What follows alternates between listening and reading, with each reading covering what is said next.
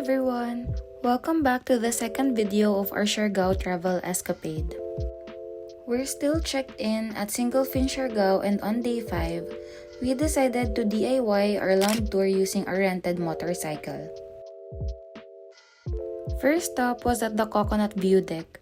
Then we took snaps at the Coconut Road.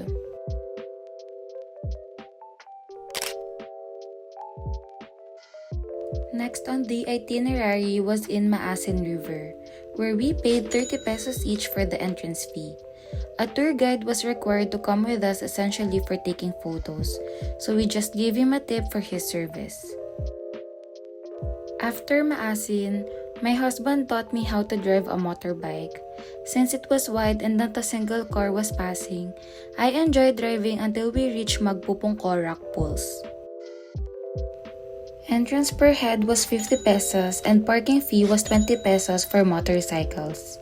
The rock pools at Magpupungko were revealed at low tide and are beautiful and exciting place for swimming or cliff jumping.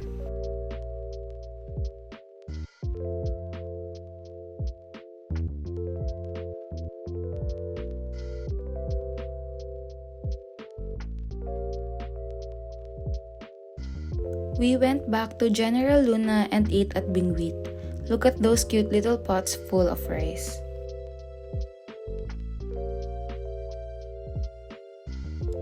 The next day, we checked out of single Fin Siargao and checked in at our third and final accommodation, which was in Verde Bugalows, Siargao, located along the stretch of Old Tourism Road.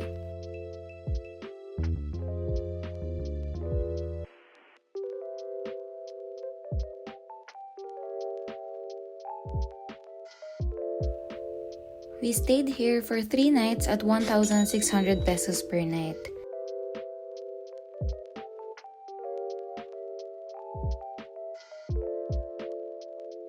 When we finally settled our things, we went to Secret Beach, also known as Nadine Lustra's favorite beach in the world. There was no entrance fee, only a parking fee of 20 pesos for motorbikes. Although there was about a 10-minute walk from the main road to the shoreline, this beach offers serene and peaceful ambience compared to any other beach in Siargao. We spent a couple of hours here chilling and enjoying the coconut trees above us.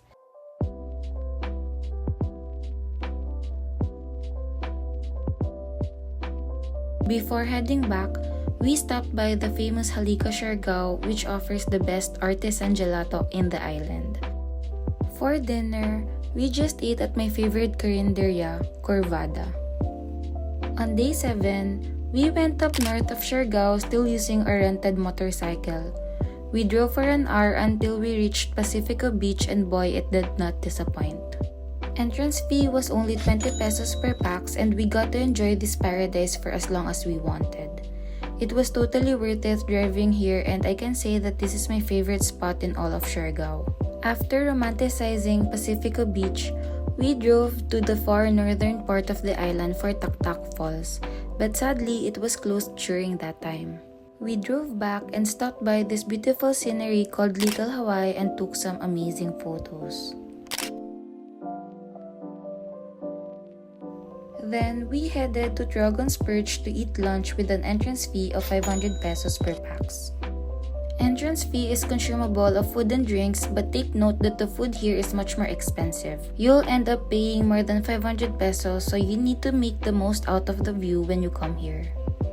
By the way, it's important to drive back to General Luna when there's still sun or before it gets dark, especially with motorbikes just for safety.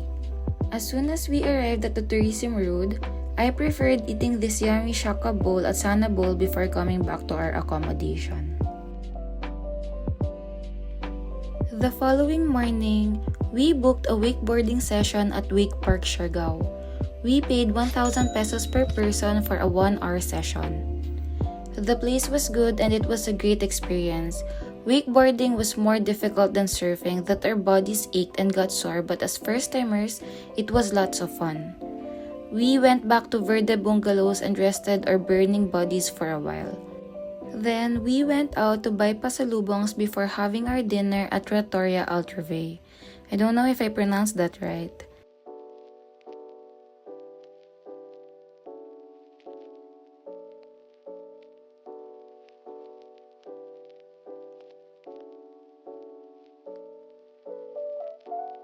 We spent our last night in Siargao at Atabay eating comfort snacks and talking until it was time to sleep.